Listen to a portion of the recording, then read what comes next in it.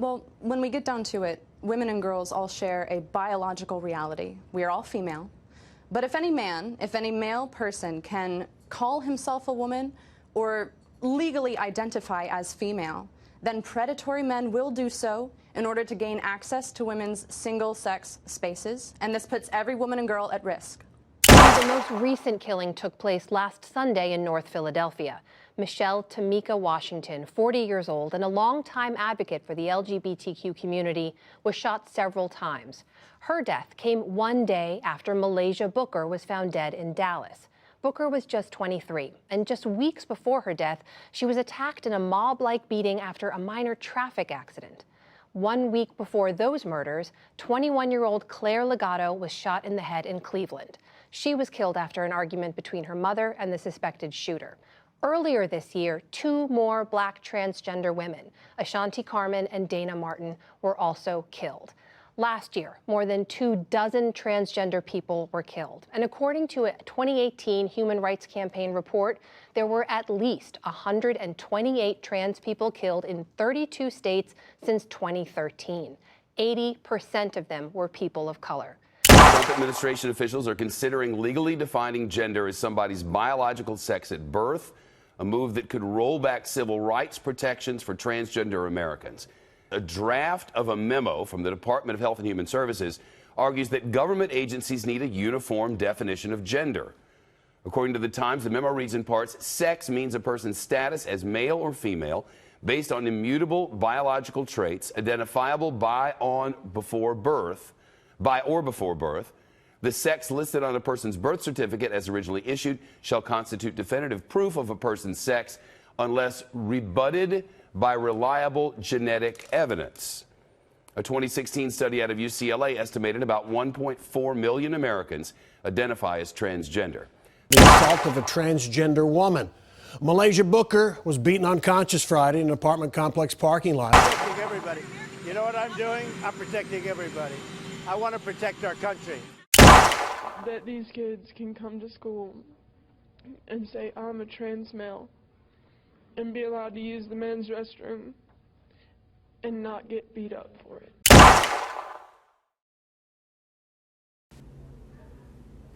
Is this your ideal America?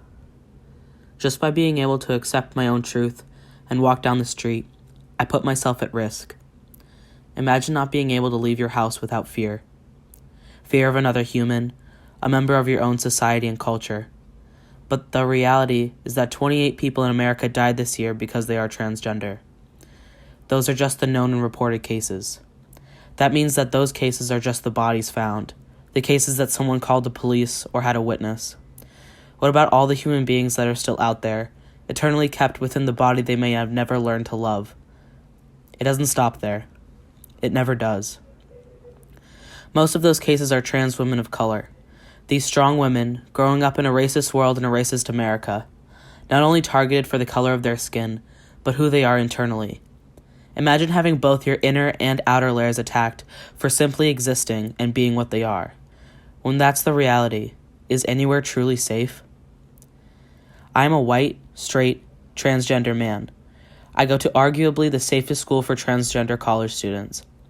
Every Sunday, I stick a needle filled with hormones into my stomach to eventually make myself feel like a man when I look into the mirror.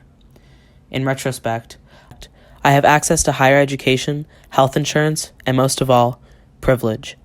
To me, this means I can walk across campus at night and not be afraid that I will need to defend myself against anyone or anything. But it's hard to look at the world and not be afraid. As a kid, I wanted to go into the military. I wanted to serve my country. I am denied that. I have to check a box I don't identify with based on what is underneath my clothing. I am denied that. The health insurance my parents have covers my doctor visits and prescription expenses, but once I am off of their insurance and will have to pay my own, I'll have to opt for a much cheaper plan that won't help cover medical costs as well. It's all about money. I'm going to have to pay health insurance for my hormone replacement therapy, future sex change surgeries, fees to change my birth certificate, driver's license, insurance name, bank accounts, everything. And for an 18-year-old who has no idea what he wants to be when he grows up, the future seems a bit complicated. It took me a long time to figure out my relationship with my gender.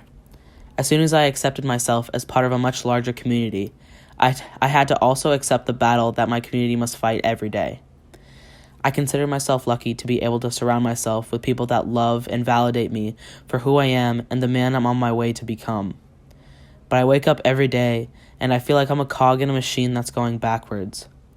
A machine that is working against my community. Imagine you grow up and have a kid just like me. Is this your ideal America?